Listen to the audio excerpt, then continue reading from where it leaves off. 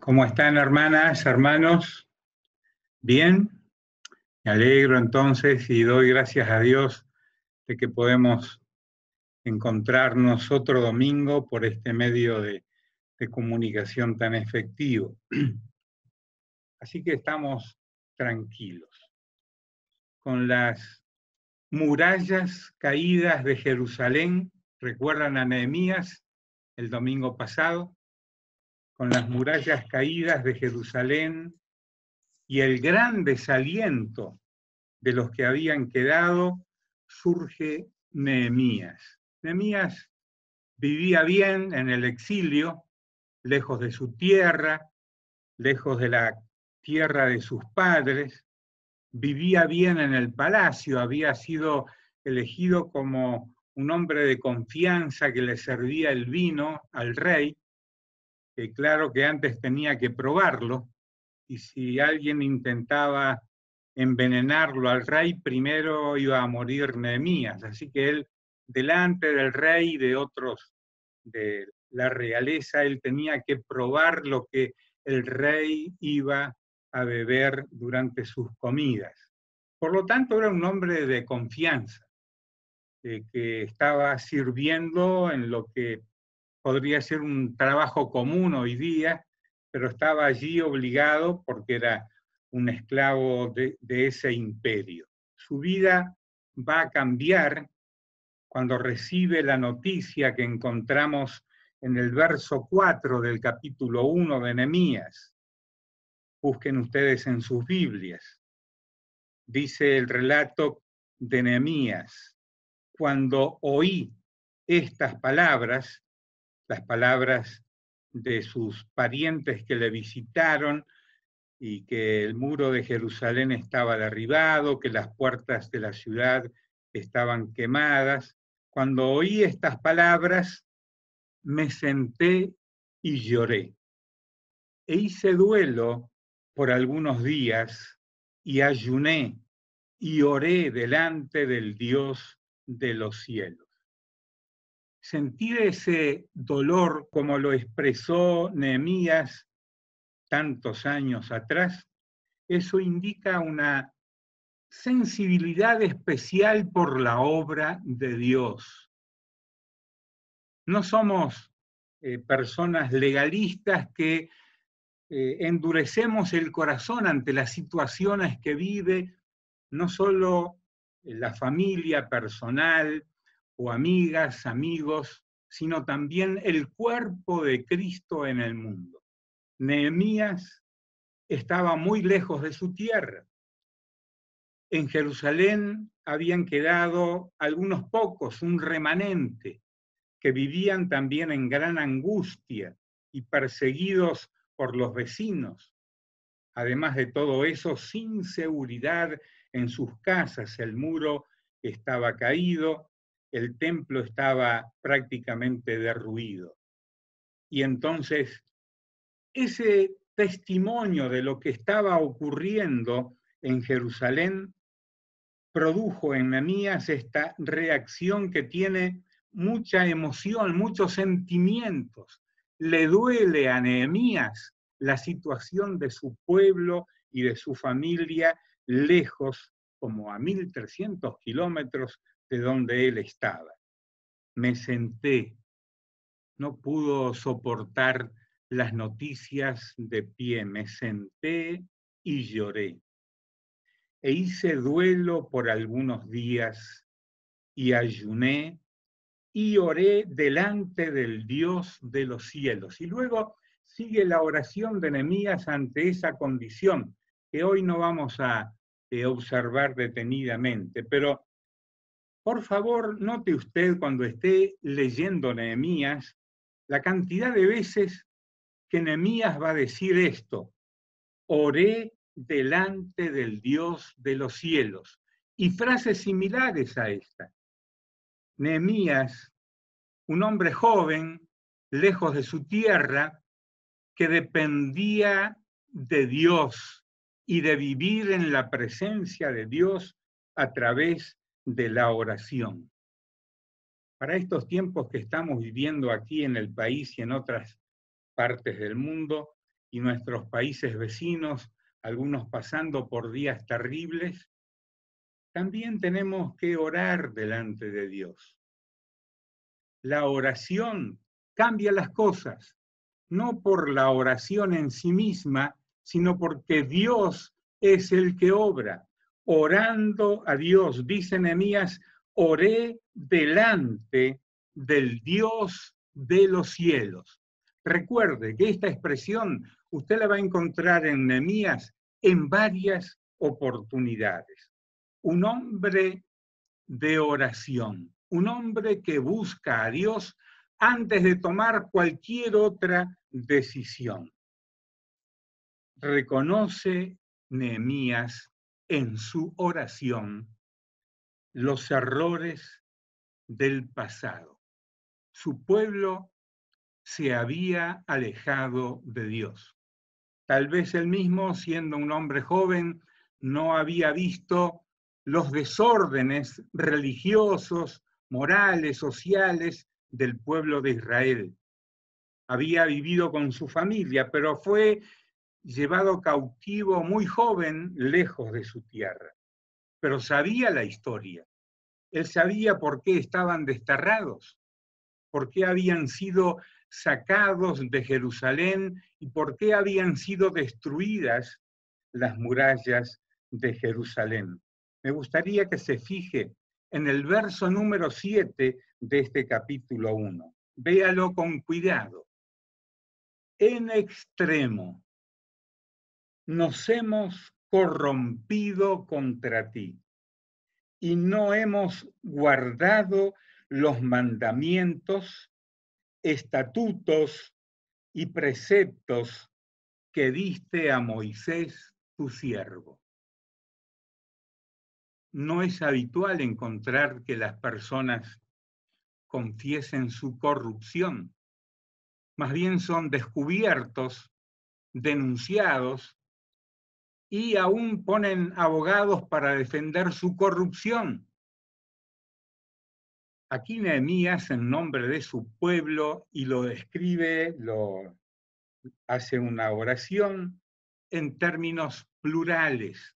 Todos nos hemos corrompido contra ti. Reconocer lo malo en nuestras vidas es el inicio de un proceso que va a culminar en la bendición de Dios para nuestras vidas. En el paquete de la corrupción incluye a Dios corrompido contra ti. Segundo, no hemos guardado los mandamientos tuyos, tus estatutos y preceptos, los que le diste a Moisés, también los hemos corrompido. Eso ocurre a medida que pasa el tiempo y nos acostumbramos a ciertas cosas en el ámbito de la vida religiosa, de la vida social, de la vida espiritual. Nos acostumbramos y nos tornamos más bien máquinas de hacer cosas y no hacerlas con el corazón. Hoy en la clase dominical, a las 10 de la mañana, una excelente clase que tuvimos, vimos cómo la gente, los líderes de aquel inicio de un pueblo, se corrompieron unos a otros, mintiendo, engañando, etc. Y se acostumbraron a ese estilo de vida y lo llevaron a todo el potencial posible por conveniencia propia. Esto le ocurrió a todo este pueblo al que Nehemías incluye en su oración. La religión no basta. Les digo que ser miembros de una iglesia tampoco alcanza. Lo que cuenta es, ¿dónde está nuestro corazón? ¿Está en la legalidad? ¿Está en las obligaciones? ¿O está en amar a Dios con todo el corazón y querer honrarlo a Dios? Nehemías era un hombre que amaba a Dios.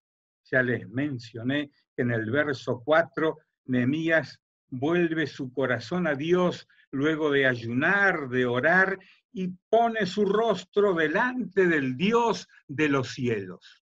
Un hombre joven también, como algunos que están aquí presentes en este Zoom de hoy, son jóvenes. Esto no es para los ancianitos o para los niños dulces que pueden orar a Dios oraciones lindas, es para todos. El corazón dado a Dios es un corazón que está delante de Él continuamente. Esta oración que culmina allí por el verso número 11 de este mismo capítulo, muestra la pesadumbre que sentía Nehemías por la situación de su pueblo. Si vamos leyendo el libro con detenimiento de Nehemías, vamos a encontrar que Nehemías no daba, y esto me parece muy importante en este tiempo, no daba ningún paso sin orar y sin consultar a Dios para todo. No daba un paso, no tomaba una decisión sin consultar a Dios. Y quería estar seguro de que lo que iba a hacer venía de parte de Dios, porque nos podemos engañar con nuestras emociones, sentimientos, deseos, y salir alocadamente tomando decisiones que luego nos traen consecuencias funestas. Y esto se aplica a todas las cosas de la vida: comprar, vender, ennoviarnos, casarnos, cambiar de trabajo, lo que sea que hagamos, orando en todo tiempo, enseña el apóstol San Pablo.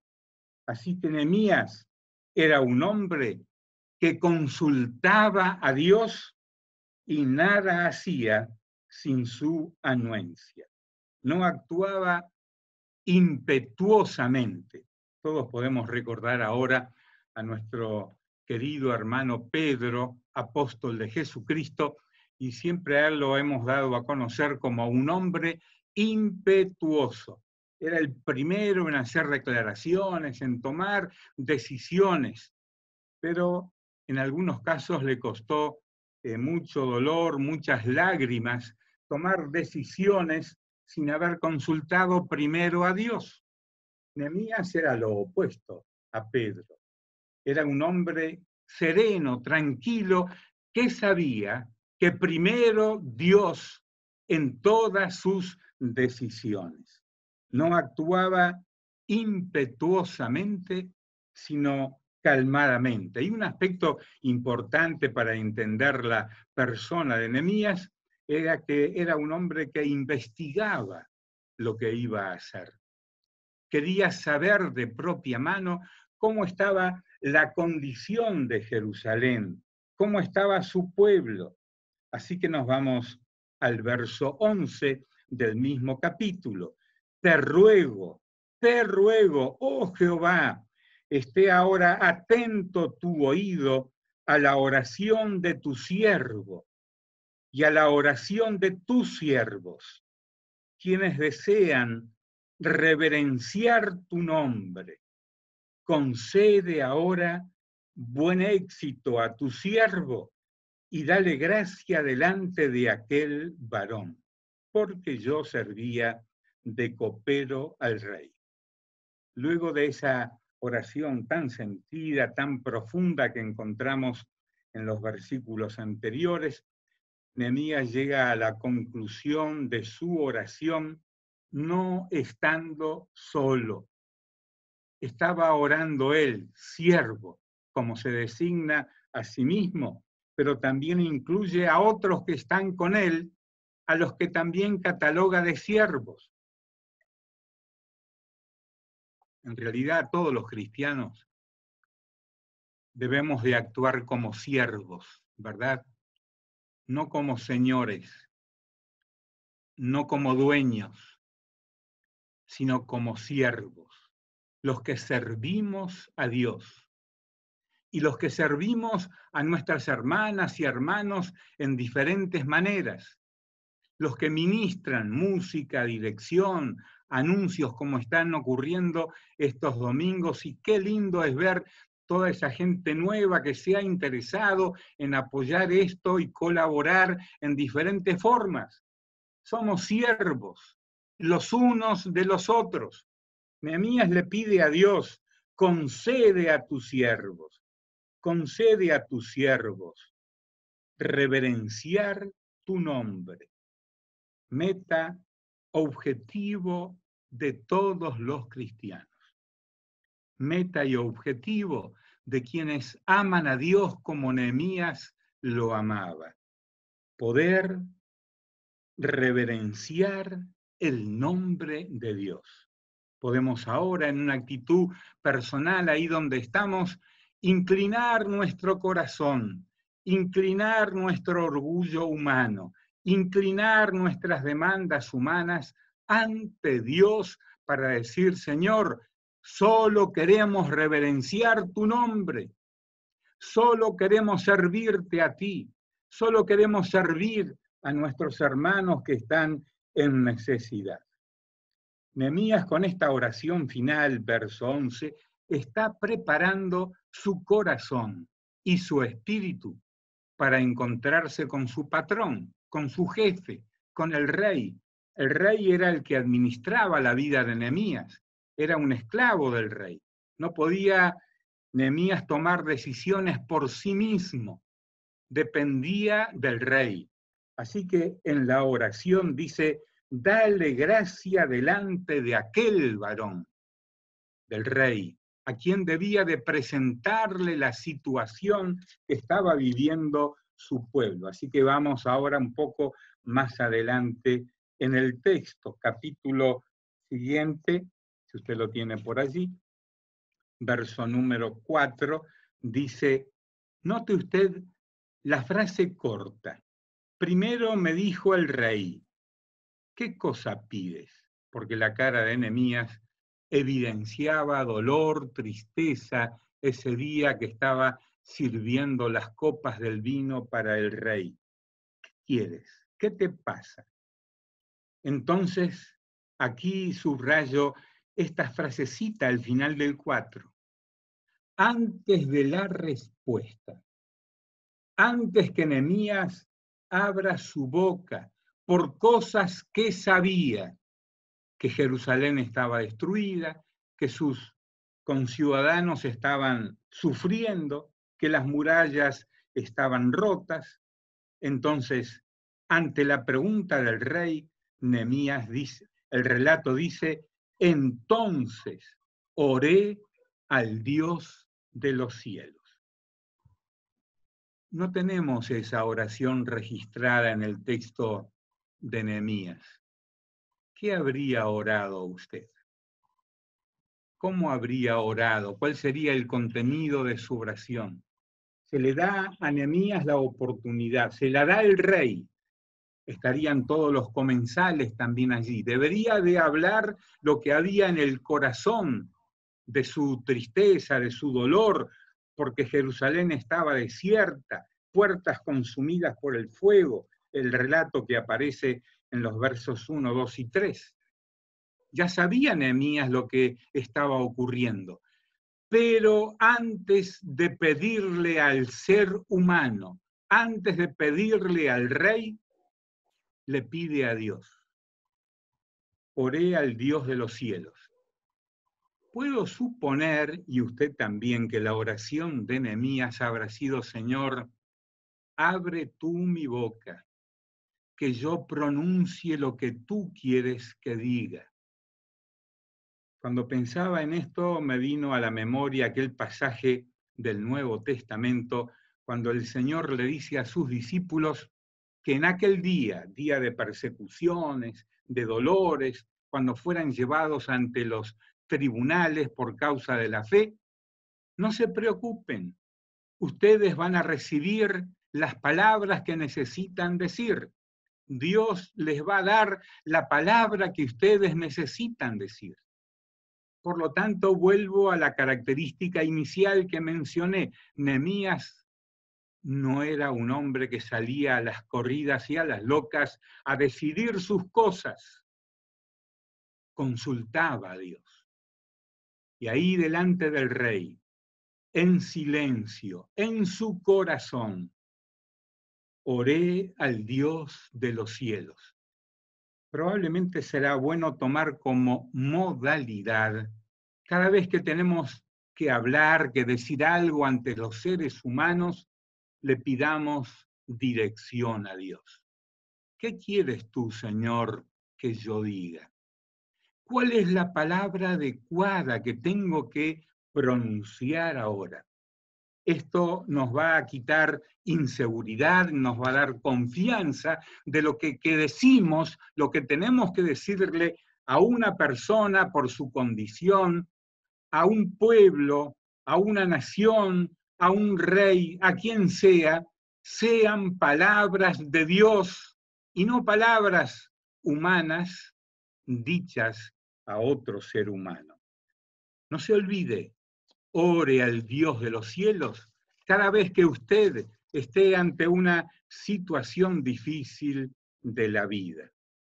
Nos vamos al 2:8 para subrayar otra vez lo importante que era para Nehemías saber que Dios estaba con él. Fíjese usted, es un versículo largo, usted lo puede leer allí con su Biblia, pero al final dice, y me lo concedió el rey según la benéfica mano de mi Dios sobre mí.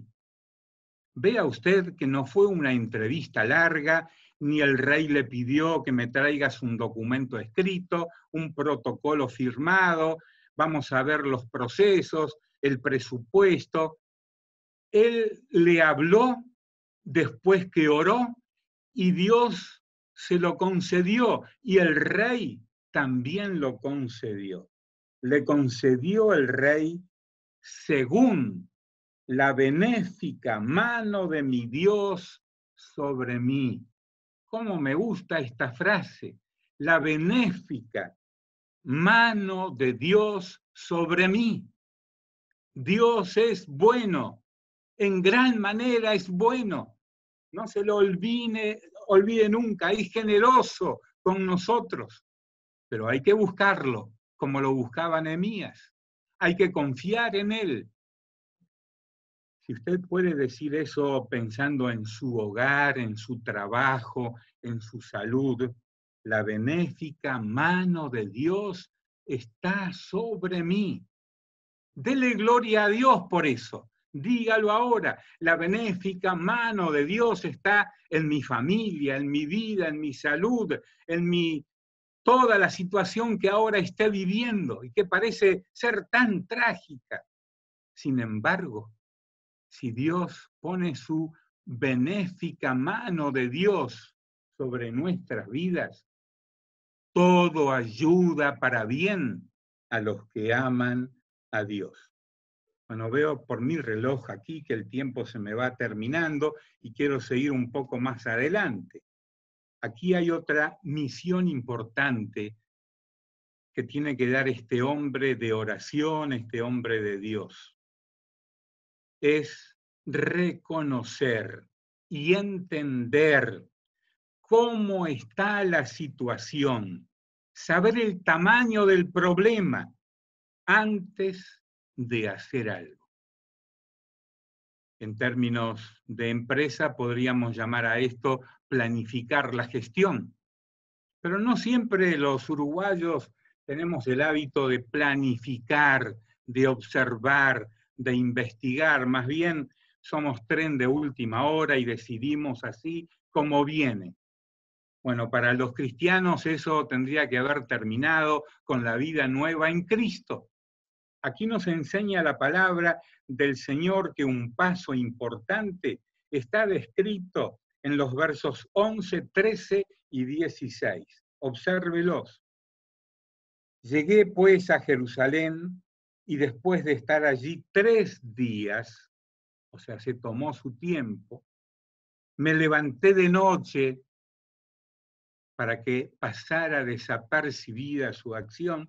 Me levanté de noche, yo y unos pocos varones conmigo, y no declaré a hombre alguno lo que Dios había puesto en mi corazón, que hiciese en Jerusalén.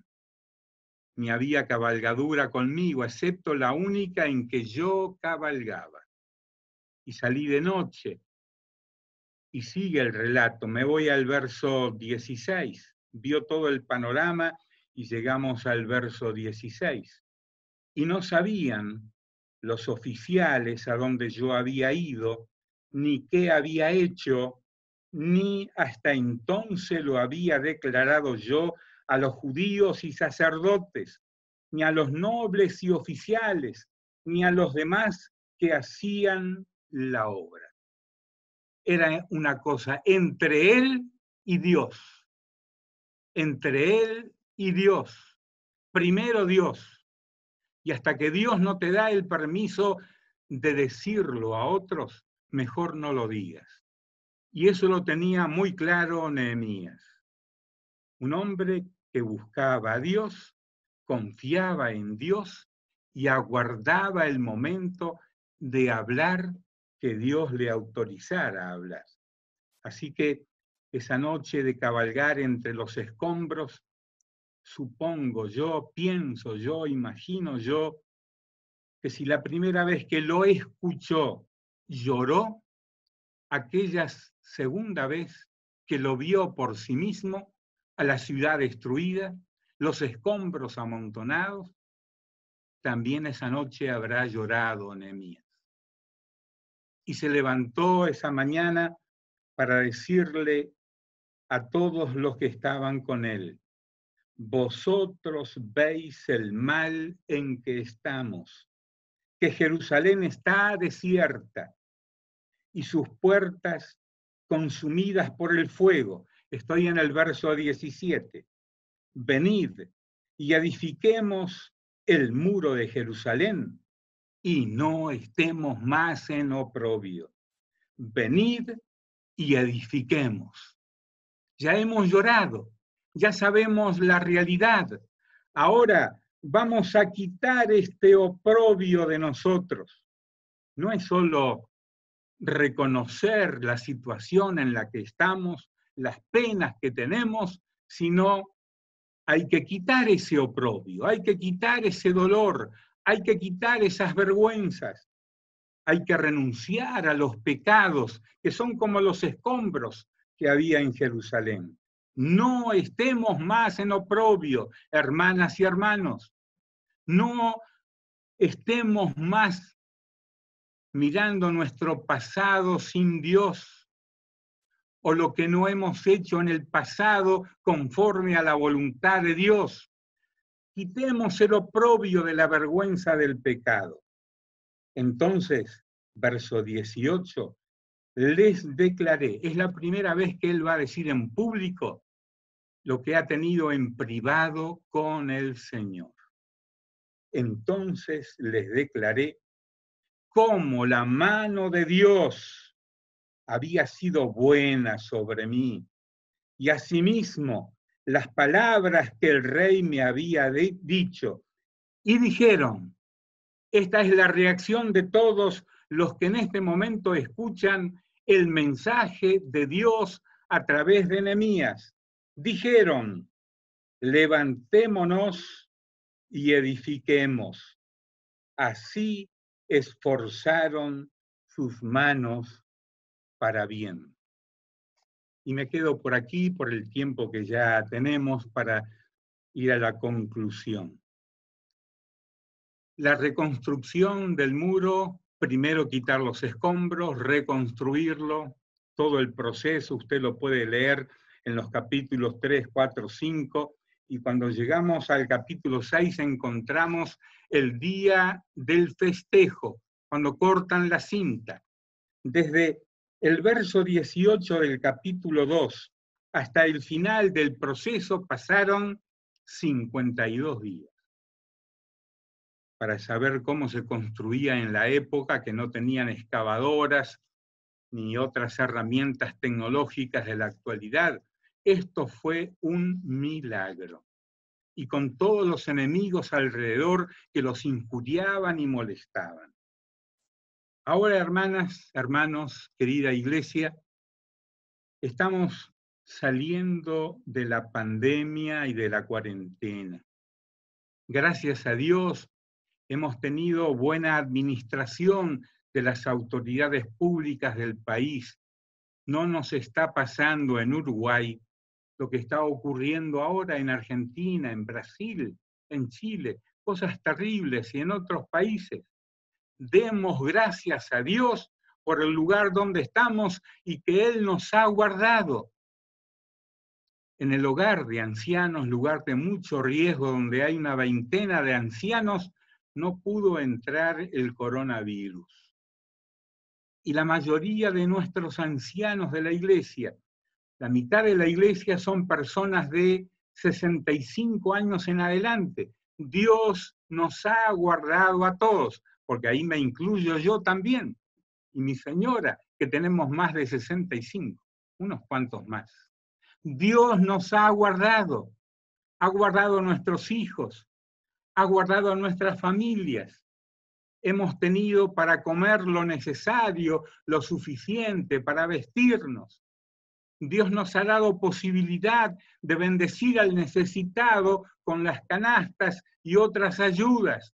Dios ha sido bueno con nosotros. La benéfica mano de Dios sobre su pueblo, como decía Nehemías. Algunos de ustedes, yo sé que han sufrido cambios laborales y están con un presupuesto limitado. Algunos están en el seguro de desempleo parcial o total. Pero aquí estamos. Dios no nos ha abandonado, nos ha dado lo necesario, ya sea directa o indirectamente por la mano de otros.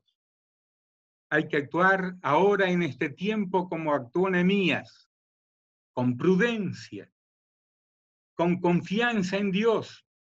Si Dios ha permitido esto, va a darnos el oportuno socorro y la salida para el ministerio de la iglesia que cubre las vidas de las personas. Porque eso es la iglesia, personas. Tenemos que cuidar personas, la salud de las personas. El edificio es temporal, puede estar allí cerrado o abierto, pero la iglesia es usted, nosotros, todos y otros más.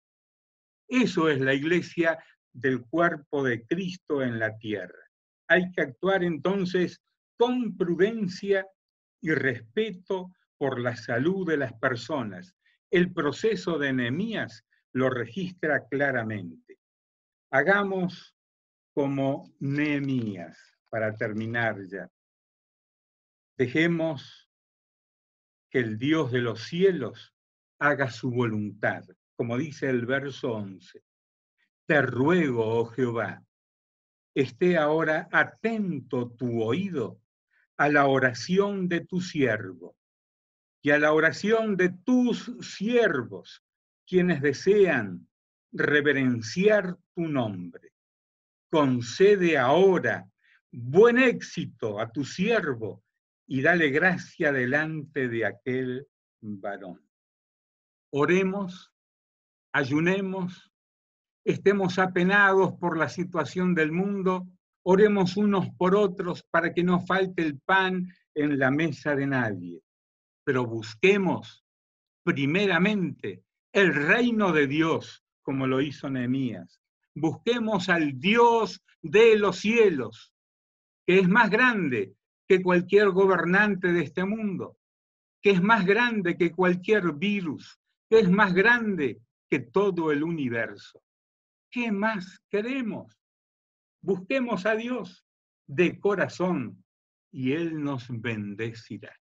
Les invito para orar conmigo ahora y luego vamos a cantar. Oremos cada uno en su lugar ahora, con su cónyuge, con sus hijos, como familias, estando juntos.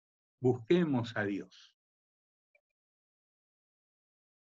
Oh Dios amado, Dios de los cielos, Dios de la tierra, Dios de todo el universo, creador de todas las galaxias, lo que vemos y no vemos pasó por tus manos y por tu creación. Tú tienes el poder en tus manos de todo el universo. Sentado en tu trono riges a las naciones. Y estamos absolutamente seguros que es así. Por eso hoy abrimos nuestro corazón ante ti e inclinamos nuestras vidas en oración de ofrenda a ti. Inclinamos nuestro corazón para pedirte, oh Dios, protege a tu pueblo en todas partes. Hoy recordamos a nuestras hermanas y hermanos en China que sufren persecución por causa de tu nombre. Que tú fortalezcas el cuerpo de Cristo en esa gran nación. Oramos, Señor, por todas las familias que nos hemos reunido en esta mañana a tener comunión unos con otros. Nos hemos congregado en tu nombre y pedimos que tú protejas a cada familia, a cada matrimonio, a los niños. Guárdanos en este tiempo de dificultad. Señor, bendícenos con sabiduría espiritual para saber qué hacer en los pasos siguientes, en los meses siguientes con la vida de la iglesia. Que seas tú guiándonos con tu buena y agradable voluntad. Dejamos nuestras frágiles vidas en tus poderosas y eternas manos. Gloria a tu nombre. Y todos digamos, en el nombre de Jesús, en el nombre de Jesús. Amén y amén. Que Dios les bendiga, queridas hermanas y hermanos.